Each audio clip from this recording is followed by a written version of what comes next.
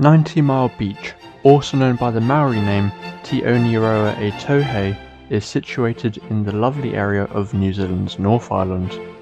It is a scenic beach and a public highway, not to mention particularly famous for its feature on Top Gear.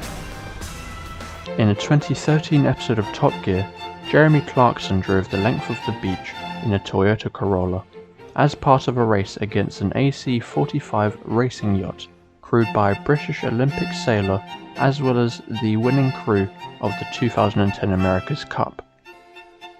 Oh yeah, and James May was also on board. But despite the public highway, it is still a luxurious beach of 90 miles. You can get absolutely mesmerised in the view, focusing on the waves crash along the coast. And can I help you? The beach isn't actually 90 miles. That one's in Australia. What do you mean it's not 90 miles?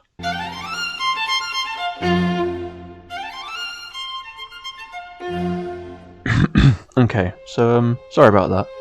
I've been notified where we went wrong, and it was bold of me to assume that 90 Mile Beach was actually 90 miles. Thing is, the origin of naming 90 Mile Beach isn't exactly known, and how the name came to be could always be up for debate. When I first heard that it wasn't actually 90 miles, I dropped my crumpet and wondered if it was named 90 miles because the first Englishmen to navigate the beach had stopped 9 times for tea a mile. You stupid! But the other possibility seems more plausible. So you're probably asking, how long is 90 Mile Beach actually then? Maybe it's a mile off or something, but no, it's unfortunately not. It's actually 55 miles, because 55 is close enough to 90. The common story of how this name came to be is from the horses and cattle, not just because these animals don't know the imperial system, but it is a well-known fact that horses and cattle typically cover about 30 miles of ground per day. It took the first Europeans to travel across it 3 days, so that would be 90 miles.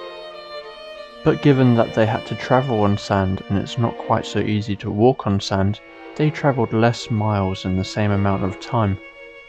I can see why Anakin hated sand so much.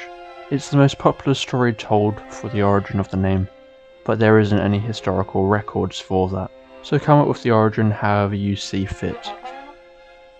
So I think the moral of the story is you can't assume something because of its name, and come to think of it, that's probably why I'm still depressed after eating my Happy Meal, and why I use a cheese grater rather than a knife, because it's greater.